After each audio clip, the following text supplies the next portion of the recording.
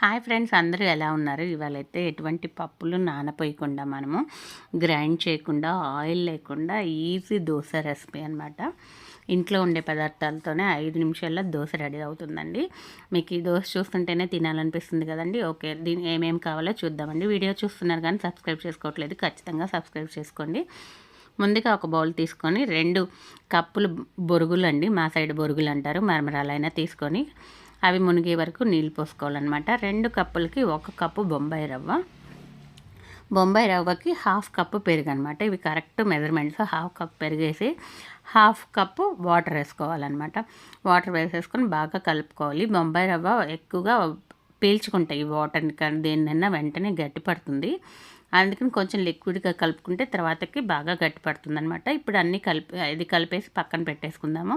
కాంబినేషన్లో పల్లీ చట్నీ చేసుకుందాం. దానికి కావాల్సినవి అనమాట: ఒక మిక్సీ జార్ తీసుకుని కొంచెం ఉప్పు, పచ్చిమిరపకాయలు, శనగపప్పు, శనగిత్తనాలు, చింతపండు, వెల్లుల్లిపాయలు అండి. మెయిన్ వెల్లుల్లిపాయలు టేస్ట్ అనమాట. ఇలా వేసేసి మొత్తం మిక్సీ తిప్పేసుకొని చట్నీ రెడీ చేసుకోవాలి. దానికి పోపు రెడీ చేసుకుందాం. ఒక చిన్న ప్యాన్ పెట్టేసి కొంచెం ఆవాలు, జీలకర్ర, ఎండుమిరపకాయలు, ఇంగువ, కరివేపాకు వేసేసుకొని మనం తాలింపు అంతా కూడా చట్నీలో వేసుకొని కలిపి పక్కన పెట్టేసుకుందామండి.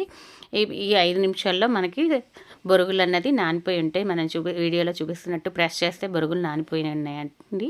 ఇప్పుడు వాటన్నిటిని తీసుకొని మనం మిక్సీ జార్లో వేసుకోవాలి. ఆ వాటర్ అన్నది తర్వాత యూజ్ చేసుకుందాము.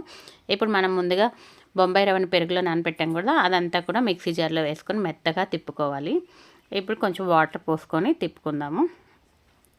ఇదంతా కూడా మనం ఒక బౌల్లోకి వేసేసుకుందాం అనమాట. ఇందనక మనకి మిగిలిపోయిన వాటర్ ఉన్నాయి కదండి, మరమరాల వాటర్, అవన్నీ కూడా దీంట్లో పోసేసి కలుపుకోవాలి.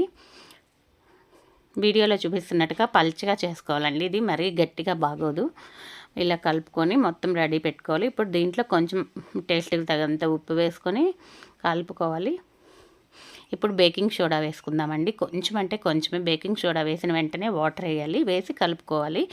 ఇది మెయిన్ ఇంపార్టెంట్ ఏంటంటే, బేకింగ్ సోడా వేసిన తర్వాత ఈ పిండి ఎక్కువసేపు ఉండదనమాట. మీరు మొత్తం రెడీ చేసుకొని దోశలు వేసుకునే ముందు బేకింగ్ సోడా వేసుకోవచ్చు. అది వద్దు, మాకు స్కిప్ చేద్దాం అనుకున్న వాళ్ళు ముందు రోజు రాత్రి ఇలా నానపెట్టుకొని రాత్రి అంతా ఉంచితే ఇలా మనకి పొంగిపోయింది. చూడండి, దోశ వేసిన వెంటనే బబుల్స్ దోశ మీద చూడండి రంధ్రాలు వచ్చినాయి కదా, ఎంత బాగా వచ్చిందంటే దోశ అంత బాగుందండి. మీకు సోడా ఉప్పు వద్దు, ఏమి సోడా ఉప్పు యూజ్ చేసుకోకుండా మనం చేసుకుందాము అంటే కనుక ముందు రోజే నానపెట్టుకొని రాత్రే మిక్సీ చేసుకొని బయట పెట్టేస్తే ఇలా ఫర్మెంటేషన్ అవుతుంది, బాగా వస్తుందన్నమాట. నేను అప్పటికప్పుడు చేద్దాం అనుకున్నాను కాబట్టి ఇలా సోడా ఉప్పు యూజ్ చేశానండి. దోశలు అయితే స్పాంజ్ లాగా వచ్చాయండి, మెత్తగా. అసలు నేను వేడిగా వేసాను, వీడియోలో కాలిపోతుంది నా చెయ్యి అలా చూపించేలోపు. ఎంత స్పాంజ్ లాగా ఉన్నాయంటే అంత బాగున్నాయండి. పిల్లలు అయితే చాలా తినేస్తారు ఈజీగా. ఎప్పుడో ఒకసారి కాబట్టి సోడా ఉప్పు వేసేసుకొని చేసుకోవచ్చు. ఇన్స్టెంట్గా పిల్లలు స్కూల్ నుంచి రాగానే ఆకలేస్తుందంటే ఇలా చేసేసి పెట్టచ్చండి. మీరు కూడా ఖచ్చితంగా ట్రై చేయండి. ఈ పల్లీ చట్నీ కాంబినేషన్లో సూపర్గా ఉంటుందండి. Okay friends, like, share, subscribe.